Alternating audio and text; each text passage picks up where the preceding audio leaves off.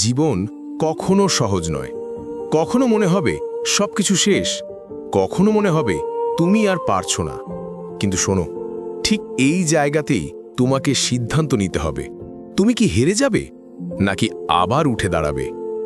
বিশ্বাস করো, সফল মানুষরা জন্মগতভাবে সফল হয়ে আসেনি। তারা বারবার হেরেছে, বারবার কেঁদেছে, বারবার ভেঙে পড়েছে, কিন্তু প্রতিবার আবার উঠে দাঁড়িয়েছে। থমাস এডিসন হাজারবার ব্যর্থ হয়েছিল লাইট বাল্ব বানাতে।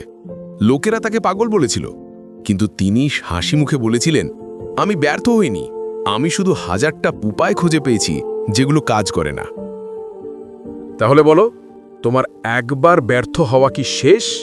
না, এটা তোমার শিক্ষা, এটা তোমার পরবর্তী সাফল্যের সিঁড়ি।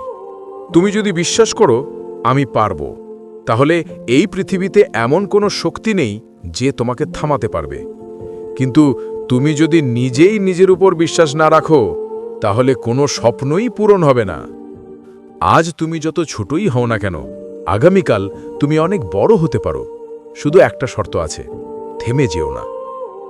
মানুষ সবসময় অজুহাত খোঁজে। আমার হাতে সুযোগ নেই, টাকা নেই, পরিবেশ ভালো না। কিন্তু শুনে রাখো, অজুহাত দিয়ে কেউ কখনো জেতে না। সফল হতে হলে দরকার একটাই জিনিস, অটল সংকল্প।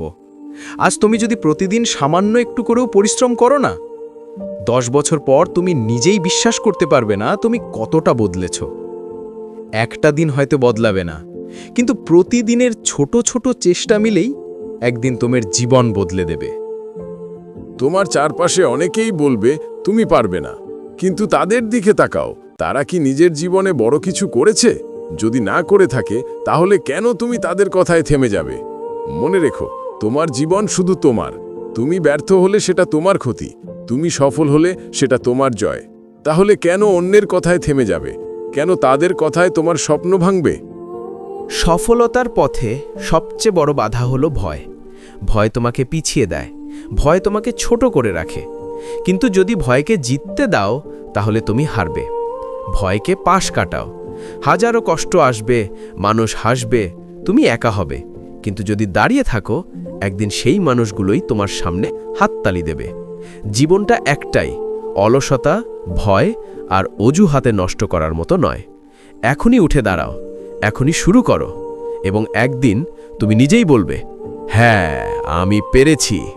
আর সেই দিনটাই হবে তোমার জীবনের সবচেয়ে বড় বিজয়।